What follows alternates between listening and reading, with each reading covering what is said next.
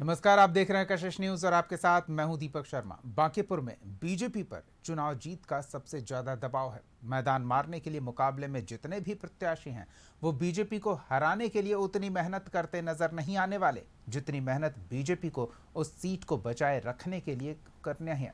सबसे पहले तो प्रत्याशी को ऐसा चुनने की चुनौती थी जिसमें जनता को नितिन नवीन की छवि नजर आए और नितिन नवीन के नाम का, उनके काम का, उनके सियासी वारिस होने का सीधा फायदा मिल सके।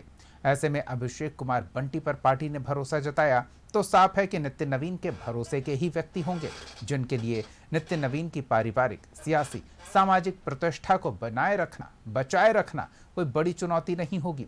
खबर तो ये थी कि सेफ सीट मानते हुए कई बड़े नेता भी लाइन में थे, लेकिन जैसे राष्ट्रीय अध्यक्ष के चयन में बीजेपी ने चौंकाया, वैसे ही प्रत्याशी के चयन में भी चौंका दिया।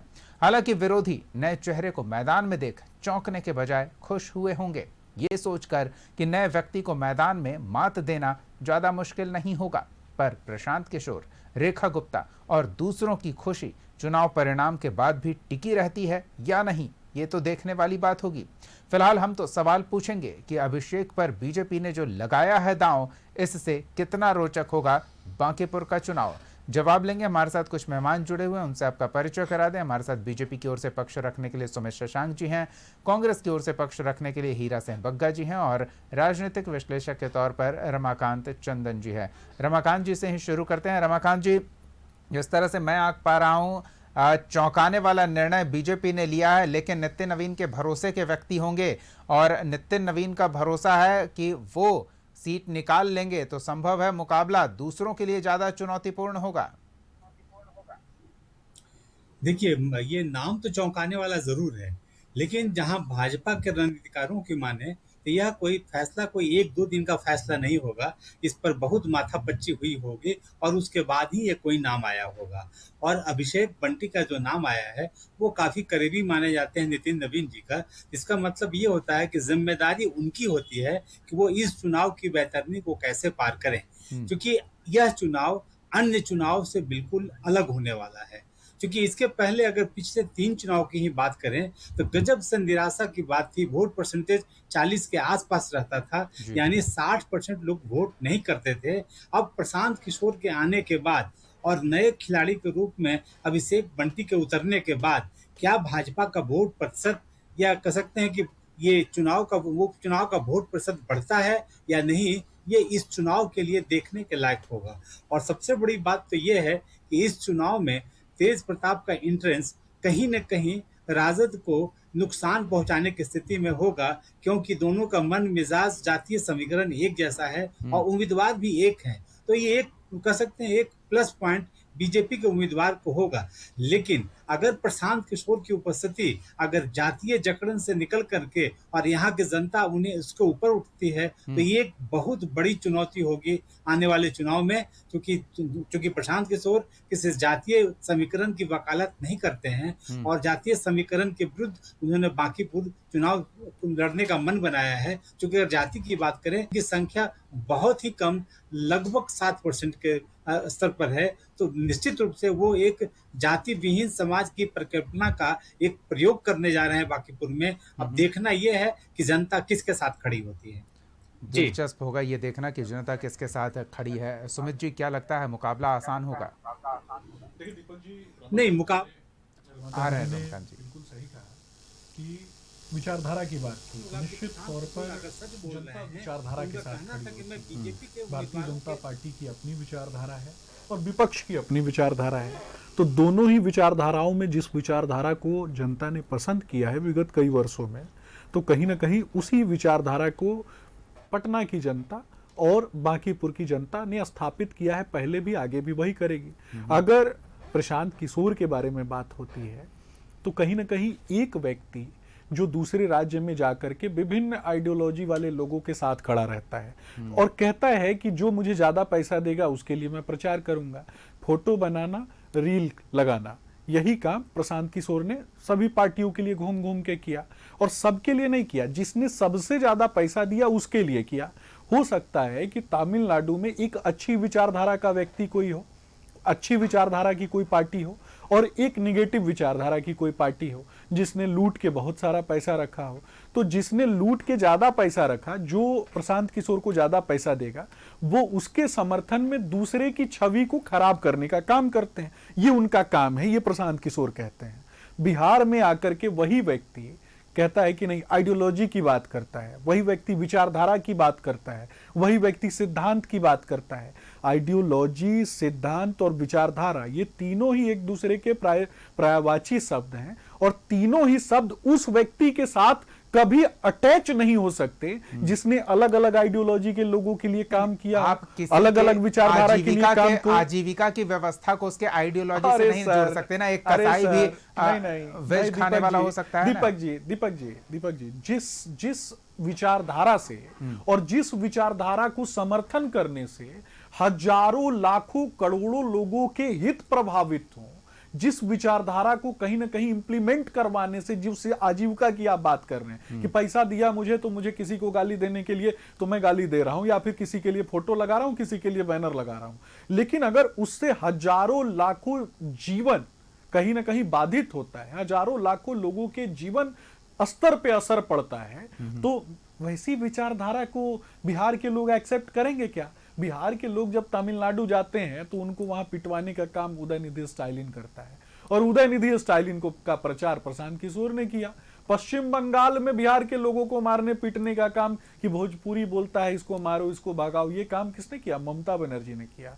और उसी ममता बनर्जी को चुनाव जिताने में ये लगे हुए थे। कोई विदेशी बाहर से भाग के, रोहिंग्या मुसलमान बाहर से आ गया, उसका फर्जी आधार कार्ड, आई कार्ड, वोटर का आई कार्ड बनाने का काम प्रशांत किशोर ने किया। इसको क्या कहते हैं? इसको पॉलिटिकल दलाल कहते हैं। जो पॉलिटिकल दलाल होगा, पॉलिटिकली उचक्का होगा, जब इनसे पूछा गया, इनके एक चैनल के माध्यम से इनसे पूछा गया था ना कि आप अपनी डिग्री बता दीजिए, उनसे पूछा गया कि डिग्री बताइए, तो बोलते हैं कि डिग्री, मेरी डिग्री जान के क्या कीजिएगा? अरे भाई, तुम्हारी डिग्री जान के हम क्या करेंगे? हम जनता को बताएंगे। लेकिन तुम जब बिहार के माननीय मुख्यमंत्री जी की डिग्री पूछ रहे हो, उनके ऊपर प्रश्न खड़े कर रहे हो, तो तुम भी अपनी डिग्री बताओ कि एलिन मेन्स्टेनर के साथ क्यों मिले थे? CIA बैक्ड महिला, यानी CIA कौन? अमेरिका की एजेंसी। और अमेरिका की एजेंसी नॉर्वे के एम्बेसडर को यह कहती है कि जा करके लिट्टे आतंकवादी संगठन जो श्रीलंका में काम करता है उसके साथ और श्रीलंकन गवर्नमेंट के साथ जो सुलह है उसको होने मत दो, क्योंकि वहां पे एक बंदरगाह लेना है। जिस तरीके से हम्बन टोटा बंदरगाह लिया चीन ने, वैसा एक बंदरगाह लेना है। उस बंदरगाह पे अपना जहाज डिप्यूट करना है, उस जहाज से भारत पर नजर रखना है। वही महिला आती है यहाँ पे, मिलती है किससे? तो केजरीवाल से। वही महिला आती है, मिलती है किससे? बांकीपुर का चुनाव अंतर्राष्ट्रीय मुद्दों को लेकर प्रभावी होता दिख रहा है। ये दिलचस्प है। हम अपने दर्शकों को बता दें कि आखिर सुमित शशांक जी ये मुद्दा क्यों उठा रहे हैं और क्यों इतने आक्रामक प्रशांत किशोर पर लग रहे हैं। तो दरअसल पीके का जो पूरा प्रचार अभियान है वो बीजेपी के नेता मुख्यमंत्री सम्राट चौधरी की डिग्री और उन पर दर्ज केस को लेकर उस पर फोकस करके किया। नहीं, हम दर्शकों की जानकारी के लिए, आप जिस परिप्रेक्ष्य में बोल रहे हैं वो थोड़ा दर्शक भी समझ पाए, इसलिए मैंने बस वो जानकारी दे दी कि सम्राट चौधरी की डिग्री और उनकी शिक्षा को लेकर प्रशांत किशोर बांकीपुर प्रचार अभियान के दौरान इस मुद्दे को उछाल रहे हैं और बीजेपी पर हमलावर हैं। इस वजह से सुमित शशांक इतने तल्ख नजर आ रहे हैं। इस वजह से नहीं, विचारधारा की वजह से। विचारधारा राष्ट्रवाद की है, विचारधारा देश की है, विचारधारा जो है वो कार्यकर्ता प्रथम की है। हमारे यहाँ कोई पार्टी जो है वो आइडियोलॉजी से चलती है, व्यक्ति से नहीं चलती है। और आपने देख लिया, कार्यकर्ताओं को तो प्रशांत किशोर ने मौका देकर देख लिया है। अब नेता खुद मैदान में है। एक मिनट अब नेता खुद मैदान में है। एक मिनट मैं बता देता हूं दीपक जी, जिस कार्यकर्ता की आप बात कर रहे हैं ना, प्रशांत किशोर के दाएं और बाएं बैठने वाले, रात में फूल का गुलाब लेके और बुक्के लेके आके उधर हमारे पार्टी कार्यालय के सामने गिड़गिड़ाते रहते हैं कि ज्वाइन करवा लीजिए। एक और बात बता देता हूं आपके चैनल के माध्यम से, इतना ज्यादा आइडियोलॉजिकली अच्छे हैं। तो प्रशांत दूसरे राउंड में बताऊंगा, लेकिन एक चीज जोड़ देता हूं। प्रशांत किशोर ये बताएं कि पुरुष के साथ यौनाचार बलात्कार करने वाले आदमी के साथ बैठ के प्रेस कॉन्फ्रेंस करने वाले को क्या बोलेंगे? ये भी तो बताना चाहिए ना, किस महापुरुष के साथ बैठ करके, हम थोड़ा समय और लोगों को भी पुरुष के साथ ही अनाचार किया हो, उसके साथ ही आदमी चलिए, मतलब कॉन्फ्रेंस करता है। सुमित शशांक जी ये कह रहे हैं कि जितना उनके पार्टी के प्रत्याशी ने पिछले चुनाव में बांकीपुर में वोट लाया था, उतना वोट भी अगर प्रशांत किशोर ले आते हैं तो ये आश्चर्यचकित जमानत जब्त परिणाम होगा। कराएंगे। चलिए, ये दावा तो सब करते हैं, प्रशांत किशोर नहीं, भी कर करा रहे हैं के कि सबके दिखाएंगे ना, जमानत देख जब्त लीजिएगा कराएंगे। इसी हीरा चैनल हीरा पे। जी से पूछ लेते हैं कि हीरा जी, एक तरफ तो आरजेडी ने अपना प्रत्याशी घोषित कर दिया है, कुछ अन्य दलों के नेता भी मैदान में ताल ठोक रहे हैं, अब बारी है कांग्रेस की, कांग्रेस के अन्य सहयोगी घटक दलों की, कितने साथ होंगे, कितनी मजबूत प्रत्याशी का चुनाव करके कितना मजबूत मुकाबला मैदान में देखने को मिल सकता है कांग्रेस की ओर से, पहले तो यही स्पष्ट नहीं हो पा रहा है, तो इस पर कुछ स्पष्ट करेंगे। दीपक जी, जल्द ही इसका फैसला हो जाएगा। आलाकमान, मोहर लग जाएगी आलाकमान से, सभी घटक दल से बात चल रही है, आज कल में क्लियर हो जाएगा। ये सबसे बड़ी आज जो उपचुनाव पे जो आज भारतीय जनता पार्टी ने जो अपना चेहरा फेस किया है, नितिन नवीन जी ने, नितिन नवीन जी ये चुनाव समझिए इस लूज कर गए, बाकीपुर लूज कर गए। ऐसे कैंडिडेट को देके इन्होंने साबित कर दिया है कि हम चुनाव हार रहे हैं। नहीं, ऐसे कैसे, थोड़ा स्पष्ट कीजिए। हाँ, इसमें तो कह रहे हैं बाकीपुर चुनाव जो है बहुत बड़ा मुद्दा है। आप 30 साल से बाकीपुर विधानसभा के आप विधायक हैं, आपके पिताजी माननीय विधायक रहे, आप मंत्री रहे, आप 30 साल में एक भी कार्य गिनाइए। अब बाकीपुर एक दिन की बरसात, मैं कहता हूं, मैं अभी हो के आ रहा हूं, आधा घंटा की बरसात नहीं है, पूरा जल जमाव हो गया है। आधा घंटा की बरसात नहीं है दीपक जी, कि अगर एक दिन की पूरी बरसात हो जाए ना, भारतीय जनता पार्टी की पोल खुल जाएगी। वो तो पूरा प्रचार में पटना नेताओं डूब को पता जाएगा। चलेगा, घुटने भर पानी में जाकर प्रचार करेंगे पूरा तो। पटना डूब जाए। ये सिर्फ प्रचार के लिए आते हैं, ये सिर्फ प्रचार के बाद फिर चल जाएंगे, फिर जनता रोएगी, फिर 5 साल रोएगी, जैसे रो रही है। आज भी जल जमाव है, आज भी गंदगी है। बाकीपुर में ऐसी जगह है जहां पे पानी की व्यवस्था नहीं है। नहीं, शुद्ध बग्गा पेयजल की जी, व्यवस्था चलिए, नहीं आप है। समस्याओं को उठा रहे हैं क्योंकि आप भी उसी इलाके से रहने वाले हैं, देखिए, लेकिन हम भी ये देखते आए हैं ना कि नितिन नवीन भी देखिए, वहीं रहते हैं, उनका देखिए, घर भी उधर देखिए, है, आप- उन्हें विधानसभा में आना हो या देखिए, हमारे दफ्तर आना हो, वो उसी रास्ते से होकर आते दीपक जाते जी, थे, लोगों के आपको घर याद जाना हो, होगा, पार्टी आप- फंक्शन में जाना हो, वो उसी मोहल्ले में घूमते रहते थे, तो वो समस्याओं से ज्यादा बेहतर दीपक परिचित जी, हैं आपको और उनके याद समाधान होगा, को कुछ लेकर साल प्रयासरत पहले- रहे होंगे। कुछ साल पहले बात है, काफी साल पहले की बात है, जब रेंद्र नगर पूरा कंकड़बाग डूब गया था, पूरा डूब गया था। जी, मैं भी था, मेरे पार्टी के नेता भी थे। हम लोगों ने देखा जाके कि लोगों का क्या हाल है। एक दिन की बरसात में पूरा पटना डूब गया।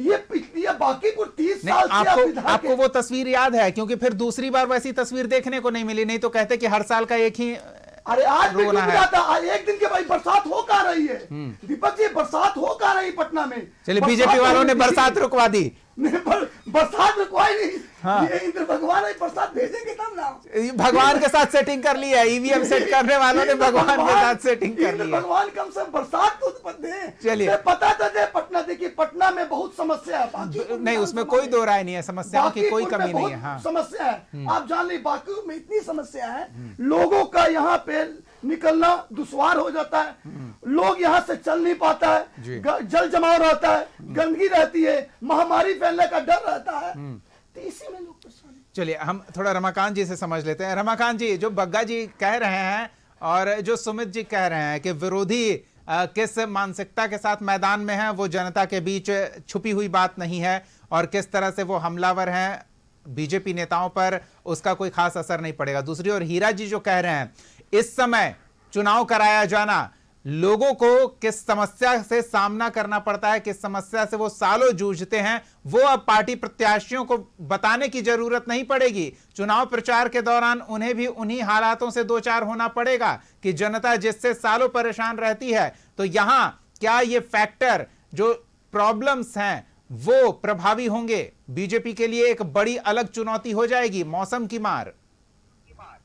देखिए दीपक जी, एक बात बताना चाहता हूँ कि जो बातें बोली जा रही है, जो फैक्चुअल है, उस फैक्ट के आधार को अगर हम देखें, ये बरसात कोई एक साल की बात तो है नहीं जी। तो अगर ऐसा बरसात के कारण अगर परेशान जनता अगर वोट नहीं करती तो नितिन नवीन की जीत 51,000 वोटों से नहीं होती। कहने का हमारा मतलब यह है कि शायद जनता समस्याओं को लेकर वोट करती ही नहीं है, वो अंत में जातीय और पार्टी में बढ़ जाती है। और इसका सबसे बड़ा उदाहरण है 2025 का चुनाव। क्या इसके पहले वहां गंदगी नहीं थी? वहां नाले में पानी सड़क पर नहीं बहता था?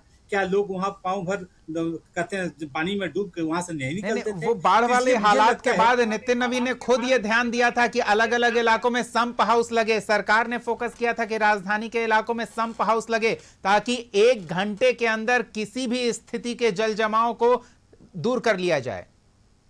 ठीक है, ये एक स्थिति आई थी जहां संप हाउस लगे थे और पानी की निकासी हो रही थी। लेकिन जितना भी अगर किसी भी जनता को कोई दिक्कत हो रही हो उसका प्रतिफलन वोट में होता है, ये मुझे विश्वास नहीं होता है। वो अंत में जाति में बढ़ते हैं, अंत में पार्टी में बढ़ते हैं और ऐसे कई कारण है जिसमें बढ़ जाते हैं। और इसीलिए मैं कह रहा हूँ कि इस चुनाव की जो सबसे बड़ी चुनौती ये है कि सबको, सभी पार्टियों को, भाजपा को अपना वोट बैंक बचाने की जरूरत है, क्योंकि उसके आधार वोट में सवर्ण है, वैश्य हैं। तो वैश्य उधर राजद से खड़ा हुआ है, सवर्ण को लेकर के जो बिलोटी गांव में एनकाउंटर जो हुआ है भरत तिवारी का, उसको लेकर नाराज हैं। तो भाजपा का संकट सबसे बड़ा ये है कि वो अपना सवर्ण और वैश्य वोट बचाएं। उधर राजद का संकट ये है कि उनके तेज प्रताप यादव जो राजद से निकल कर आए हैं, उनका वोट बैंक भी वही है और उनके उम्मीदवार भी वैश्य हैं। तो उन्हें भी चुनौती है कि वो वैश्य और एम वाई समीकरण को बचाएं। रहा प्रशांत किशोर की बात, तो प्रशांत किशोर के साथ में तो एक बड़ा टारगेट है, क्योंकि वो कोई जाति को टारगेट नहीं कर रहे हैं। तो क्या सचमुच बाकी लेकिन उनकी जाति छिपी हुई भी तो नहीं है ना, सवर्ण है, ब्राह्मण के तौर पर जाने जाते हैं। और आप तेज प्रताप का उल्लेख कर रहे हैं तो ये क्यों माना जाए कि वो राजद का वोट काटेंगे? वो भी बीजेपी का कायस्थ वोट क्यों नहीं काटेंगे? उनके प्रत्याशी भी बीजेपी का वोट काटेंगे, राजद का वोट क्यों काटेंगे? इसलिए कि अब तक वो चरित्र बन चुका है कि किस पार्टी का आधार वोट क्या है। क्योंकि ये शायद ये पहला उदाहरण लोकतंत्र का बिहार है जहां पार्टियों का जन्म ही जाति के आधार पर होता है। आप पार्टी का नाम लीजिए, लोग कह देंगे इस जाति का है। किसी पार्टी का ले लेना, आपको दूसरा उत्तर यही मिलेगा, हाँ ये पार्टी इस जाति की है। तो जाति विशेष जब पार्टियां बनती है तो जाति विशेष वोटर भी उससे जुड़ते हैं, इसमें कहीं दो राय नहीं है। ये अलग बात है जब कई जातियों की पार्टी एक साथ मिलती है तो एक गठबंधन बनता है, तो कई जातियां एक साथ वोट करती हैं और वो जीत का परिणाम में बदलती हैं। ये होता है जैसे एनडीए के साथ में ही अगर भाजपा का सवर्ण और वैश्य था, उधर से कुर्मी कुशवाहा और लप्पू समीकरण इसके साथ में था और ये एमवाई का जवाब था। तो ये एक जातीय समीकरण का गठबंधन है, न कि जाति विहीन समाज की परिकल्पना। रमाकांत जी, आपके लिए एक संभावना हम प्रस्तुत करते हैं। संभावना यह है कि इस उपचुनाव को लेकर जनता में उत्साह देखने को नहीं मिलेगा और जो जातीय समीकरण का आप उल्लेख कर रहे हैं उसे ध्यान में रखते हुए और जो शहरी क्षेत्र की जनता बदनाम है वोटिंग के दिन छुट्टी मनाने के लिए, उन परिस्थितियों में 50,000 का फासला जो बीजेपी की जीत का नितिन नवीन ने कायम करके रखा था बीते चुनाव में, क्या अभिषेक बंटी के लिए वो फासला सेफ फासला कहा जाएगा या फिर उसमें बहुत संघर्ष की संभावना है? बिल्कुल संघर्ष की संभावना तो है ही, लेकिन एक बात आप जान लीजिए कि कुम्हरार में भी संजय गुप्ता आए, पटना साहब में भी रत्नेश कुशवाहा आए, ये बिल्कुल नवसुखिए थे। लेकिन बीजेपी के रणनीतिकारों ने ऐसा रणनीति बनाई वो उनके वोट में बहुत कमी नहीं आई। वो अच्छे वोट से कुम्हरार से भी जीते और पटना साहब से जीते। चलिए ठीक है, अब अभिषेक बंटी सुमित जी से बात कर लेते हैं। रणनीतिकार है वो, उनकी जीत होगी और उनकी ही हार होगी। चलिए सुमित जी से बात कर लेते हैं। सुमित जी, बड़ी बड़ी बातें आपने पहले वक्तव्य में कहा कि आइडियोलॉजी की बात हो जाएगी, अंतर्राष्ट्रीय संबंध और कूटनीति तमाम चीजें आ गई, लेकिन अंत में घूम फिरकर हम आ गए हैं कि जाति के मुद्दे पर ही बीजेपी ने समीकरण सेट किया है। दूसरे खेमे के जो प्रत्याशी हैं वो भी इसी समीकरण को ध्यान में रखकर मुकाबले के लिए मैदान में मजबूत दावेदार उतार चुके हैं और चुनौती होगी कि नया चेहरा क्या बीजेपी का बेड़ा बांकीपुर में पार लगा पाएगा। देखिए दीपक जी, 2-3 प्रश्न सामने निकल करके आते हैं। हालांकि राजनीतिक विशेषज्ञ के तौर पर रमाकांत चंदन जी ने जो बातें की, निश्चित तौर पर वो काफ़ी प्रबुद्ध हैं और चीज़ों की समझ रखते हैं। उन्होंने जनता के बीच में जो जातीय समीकरण है उसके संदर्भ में चीज़ें बताई। लेकिन मेरा जो मानना है वो कहीं ना कहीं थोड़ा इतर है। इतर जाकर के मैं बताना चाहूँगा कि हमारी पार्टी विचारधारा पे काम करती है, लोगों को हमारी विचारधारा पसंद है और उस विचारधारा के साथ लाखों लोग जुड़े हुए हैं और जनता हमारे कामों को देख रही है। आप देख लीजिए कि एक बड़ा मुद्दा जो है बांकीपुर विधानसभा में था मंदिरी नाले का, तो मंदिरी नाले पर किस तरीके से चमचमाती हुई 4 लेन की सड़क जो है वो किस तरीके से माँ काली के मंदिर तक जा रही है और तेज गति के साथ हम वहां तक निकल पाते हैं। तो ये सारी चीजें आदरणीय नितिन नवीन जी के नेतृत्व में ही संभव हो पाया, भारतीय जनता पार्टी के नेतृत्व में संभव हो पाया। और सामने के जो लोग हैं, जो विपक्ष का लोग हैं, विपक्ष का जो कुनबा है, आप देख लीजिए कि कांग्रेस पार्टी के जो मुख्य प्रवक्ता हैं उन्होंने राजनीतिक तौर पर तेजस्वी यादव के कान के नीचे इतना जबरदस्त तमाचा मारा है अपने बयान के माध्यम से। आपने देखा कि किस तरीके से जलील कर दिया, बोला कि कांग्रेस बड़ा भाई है और सीटें कितनी 6, और किसको बोलते हैं तो तेजस्वी यादव की पार्टी को कहते हैं कि हम बड़ा भाई हैं, हमसे पूछ के डिसीजन क्यों नहीं लिया। तो ये कहीं ना कहीं आप देखेंगे कि इसकी पृष्ठभूमि पहले से तय हो चुकी थी। लालू प्रसाद यादव बार बार जलील करते थे राहुल गांधी को। राहुल गांधी ने कृष्णा अल्लावरू के रूप में एक ऐसा नेता भेजा जो टफ नेगोशिएटर साबित हुआ लालू प्रसाद यादव की पार्टी के लिए, उनके बेटे के लिए, और दोनों के बीच में जो आइडियोलॉजिकल क्लैश हुआ वो उसका परिणाम आप देख लीजिए कि कांग्रेस पार्टी तो एक तरीके से निपटी ही निपटी। मुकाबले के लिए विपक्ष को आप मैदान में देखते ही नहीं है। नहीं, हम कुछ नाम है जो कुछ वोट ले लेंगे, देखिए ये आपको लगता है? निश्चित तौर पे रही बात प्रशांत किशोर की, तो मैं आपको बता देता हूं, आप प्रशांत किशोर के पास जब भी अपना रिपोर्टर भेजिएगा ना, उससे पूछिएगा कि इस हार के बाद प्रशांत किशोर कौन सा बहाना बना के भागेगा। ये बात प्रशांत किशोर से जरूर पूछना है, इसके बाद कौन सा बहाना बना के भागेगा। प्रशांत किशोर ने कम से कम 5 से 7 पॉइंट जो है वो तैयार कर लिए हैं। बिहार छोड़ के भागने का, बांकीपुर विधानसभा में हारने के बाद भागने का, क्योंकि प्रशांत किशोर यहां पे केवल चेहरा चमकाने के लिए, मीडिया में बने रहने के लिए, राष्ट्रीय अध्यक्ष की सीट है तो केरल का जो चैनल है वो भी रिपोर्टिंग करेगा और तमिलनाडु का चैनल भी रिपोर्टिंग करेगा। तो कहीं ना कहीं ये इधर घड़ियाली आंसू बहाएंगे।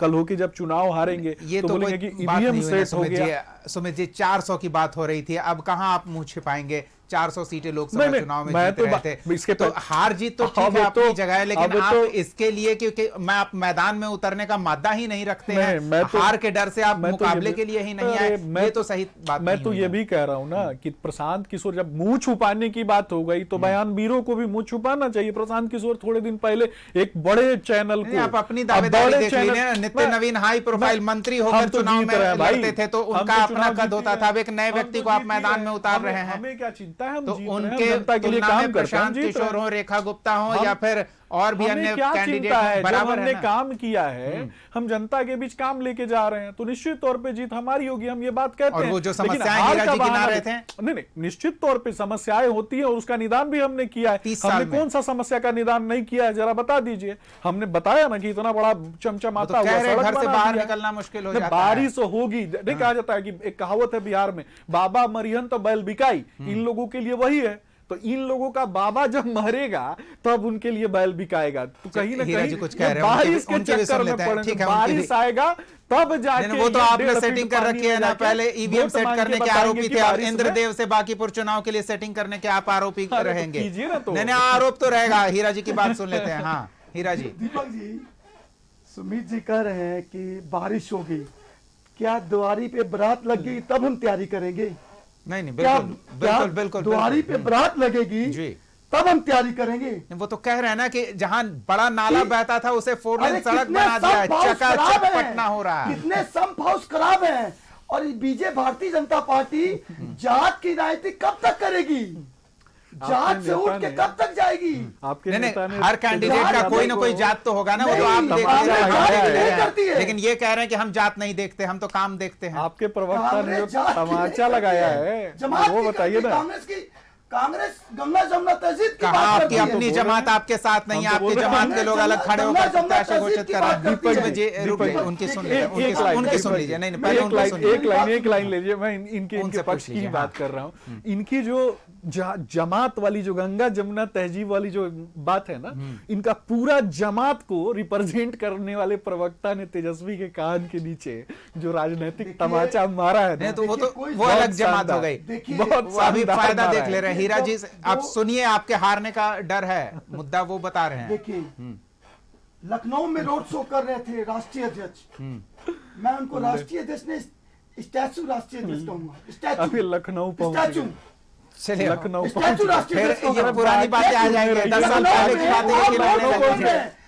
आपने देश गाजीपुर की से लखनऊ पहुंच बात गए। तो सुनिए। नहीं, आप अमेरिका बोले से मैं चले उसका जाइए। कोई मतलब तुर्क ही नहीं बनता, लंदन से चले कोई तार जाइए। नहीं बनता। दीपक जी, ये आप जो कह रहे हैं सनातन की बात बात अरे, करते हैं, हम ये सनातन की बात बात करते हैं। रामलीला नहीं, मैं बता सनातन की बात कर रहे हैं। रामलीला ये क्या आपको बोलने से पहले वो समझ गए और जवाब दे रहे हैं। रामलीला में हजारों लखनऊ कलाकार में- होते हैं। लखनऊ में रामलीला आप में हजारों लोगों ने कलाकार रोड होते से हैं। किया। ये गोली पहले चलवाने देखिए, वाले पहले लोग बात हैं। तो सुनिए। नहीं, ये सुनकर मुसलमानों पहले की समझ के नसबंदी जवाब दे रहे हैं करवाने वाले लोग वो। हैं। आपके कहने ये से तो पहले वो जवाब दे रहे हैं। मुसलमानों की नहीं, करवा दी जवाब क्या लोगों दे ने। रहे हैं? वो इंदिरा उसके हाथ गांधी में ने झंडा क्या था?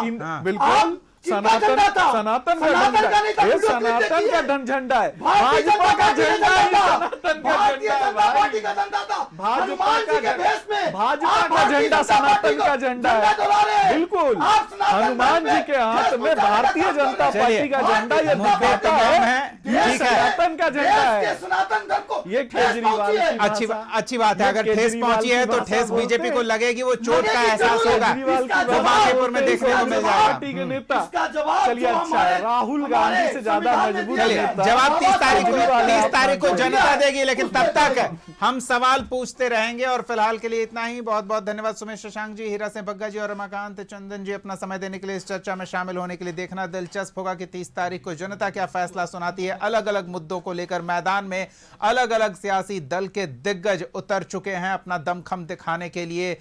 कोई जातीय आधार पर, कोई समस्याओं को लेकर, और कोई सियासी वारिस बनकर मैदान में है। जनता कैसे चुनती है अपना जनप्रतिनिधि, ये 30 के चुनाव के बाद 3 को पता चलेगा। लेकिन तब तक ये हंगामा बरपता रहेगा बांकीपुर विधानसभा उपचुनाव को लेकर, और हमारा सवाल बनता रहेगा। फिलहाल के लिए इतना ही। देखते रहिए कशिश न्यूज़।